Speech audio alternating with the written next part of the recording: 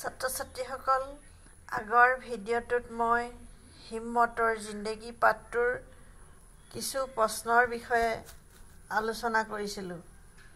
তাৰ পাছৰ কিছু প্ৰশ্নৰ উত্তৰ আজি যুগুত কৰি আনিছোঁ। প্ৰশ্নসমূহ অভ্যাসমালাত দিয়া আছে, তোমালোকে চাই লোৱা। पहला प्रश्न, लेखक ने जिंदगी की कौन सी दो सूरतें बताई है और उनमें से किसे बेहतर माना है?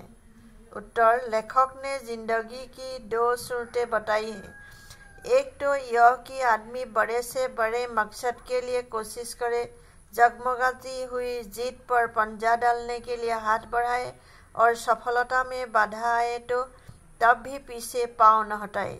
दूसरी सूरत यह है कि उन गरीब आत्माओं के हमदिली बन जाए जो न तो बहुत अधिक दुख पाने का संयोग है, जहाँ न तो जीत हंसती है और न कभी हार के रोने की आवाज़ सुनाई पड़ती है। इन दोनों में से पहले सूरत को बेहतर माना है। जीवन में सुख प्राप्त न होना और मौके पर हिम्मत न दिखा पाना, इन दोनों में से लेखक ने किसे श्रेष्ठ माना है और क्यों?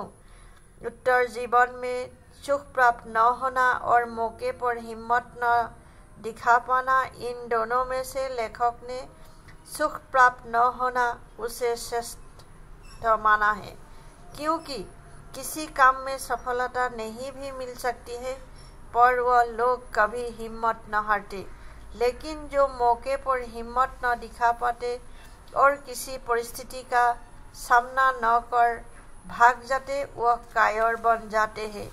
पाठ के अंत में दी गई कविता की पंक्तियों से युधिष्ठिर को क्या सीख दी गई है?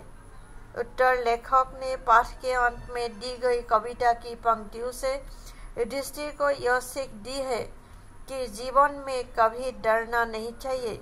जीवन में कठिनाई आना तय है, लेकिन अपनी मंजिल तक पहुंचने के लिए उन कठिनाइयों से निर्भय होकर लड़ना ही जीवन का सबसे बड़ा कर्तव्य है।